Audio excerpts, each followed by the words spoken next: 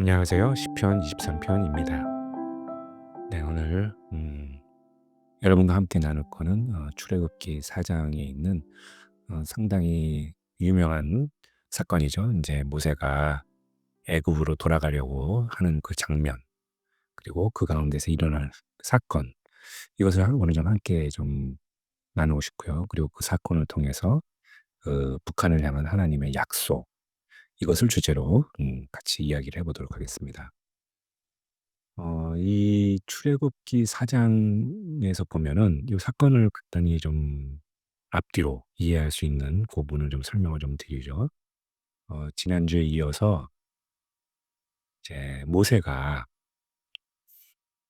하나님을 만나게 됩니다. 예. 그 만나서 이제 하나님이 계속 명령을 모세에게 내리시죠. 어 계속 내리시는데 이제 결국은 그 애굽으로 돌아가서 그 이스라엘 백성을 구하라고 하는 그런 명령을 내리십니다. 근데 모세가 끝까지 그 자기는 못하겠다고 우기다가 결국은 하나님한테 혼나고 인제 말로 혼나는 거죠. 그리고 아론을 통해서 "다 이제 도와주는 사람이 있을 테니까 걱정하지 말고 가라." 이렇게 해서 인제 모세가 결국은 애굽으로 돌아가는 것을 결심을 하고 인제 가족들을 데리고 그 애굽으로 돌아가는 그 길 가운데 인제 오늘의 이 장면이 있습니다. 많은 그리스도인들이 이 장면을 사실 좀 이해하기가 좀 힘든 부분이 있어요. 그러니까 현대인의 시각으로 보면은 굉장히 좀 의아하고 좀 당황스러운 그 사건이죠. 이 사건이 바로 뭐냐면은 음 가던 길에 하나님을 또다시 만나는데 하나님이 모세를 죽이려고 하세요. 그러다가 인제 옆에 있던 십보라 그 아내죠. 아내가 모세의 아내가 빨리 그 인제 아들을 그 돌을 꺼내서 그 인제 할례를 하는, 그리고 어 모세가 나의 피의 남편이라고 이런 고백을 하면서 결국 하나님이 그 노여움을 푸시고 다시 모세를 살려 주시는, 죽이지 않으시는 그런 사건이에요. 근데 이게 참 이해하기 어려운 부분이, 아니 그렇게 그 애굽으로 가라고 할 때는 언제이고 그래서 인제 모세가 애굽으로 간다고 하니까 아니 가는 길을 도와주시지는 못할 망정 인제 갑자기 막 죽이라고 하시는 거죠. 이게 굉장히 좀 상황이 이해하기가 어려운 부분이죠. 그래서 오늘은 요 부분에 대해서 사실 여러 그 아마 유튜브 같은 거 찾아보시면 이런 장면에 대해서 인제 답변해 주시는 그런 좋은 콘텐츠들이 당연히 있을 거라고 생각을 합니다. 저는 찾아보질 않았어요. 왜냐면 이게 굉장히 좀 이해하기 어려운 부분이니까 그런 것들을 좀 설명해 주시는 분들이 계시더라고요. 근데 어쨌든 뭐 그것과는 별도로 저는 이 가운데서 인제 그 북한을 향한 하나님의 약속을 좀 이 가운데 좀 찾아보고 싶어서 나누려고 하는 그 관점이 좀 다를 수가 있겠죠. 이게 사실은 그 오늘 한 두 가지 부분을 좀 봐야 될 것 같은데요. 이 처음으로 할례를 한 그 사건이 그 창세기 17 장에 나옵니다. 그리고 요 17 장의 내용은 뭐냐면 아브라함이 어 이제 이전의 이름 아브람, 이제 99세 아브람으로 살던 99세 하나님이 아브람한테 나타나셔서 "나와 언약을 맺자. 그리고 너의 자손들을 아주 창대하게 해 주겠다." 그렇게 약속을 하십니다. 그리고 그 언약의 증표로서 이 이 아브라함에게 할례를, 거기 모든 식구들을 할례를 하라는 명령을 내리시죠.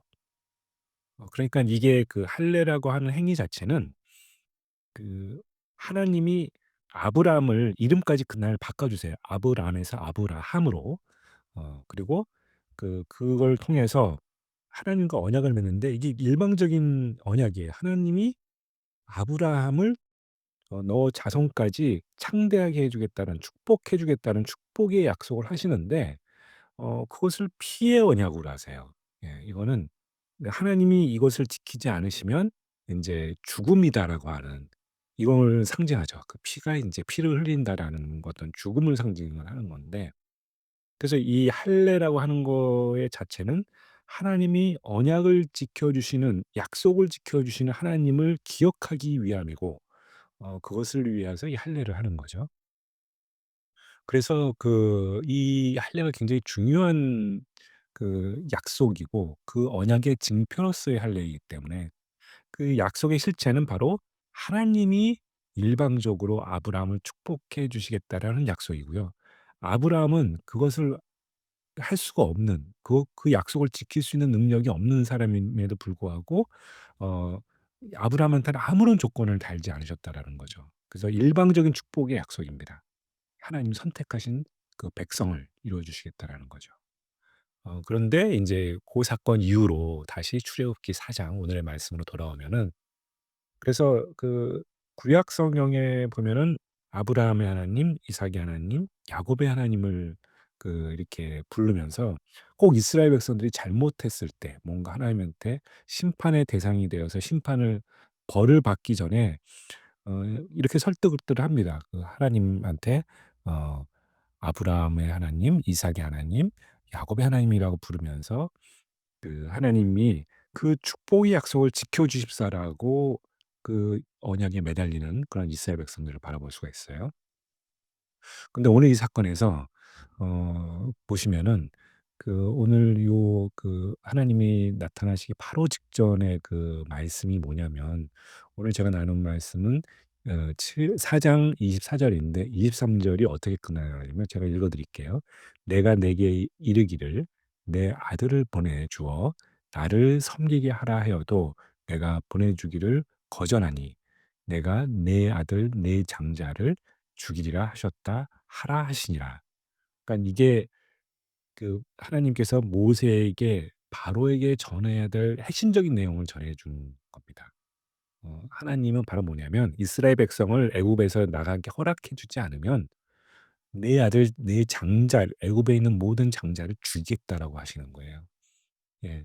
"내가 내 아들 내 장자를 죽이리라 하셨다 하라 하시니라."라고 말이 끝나자마자 하나님께서 그다음 절에 모세를 죽이시려고 하는 거예요.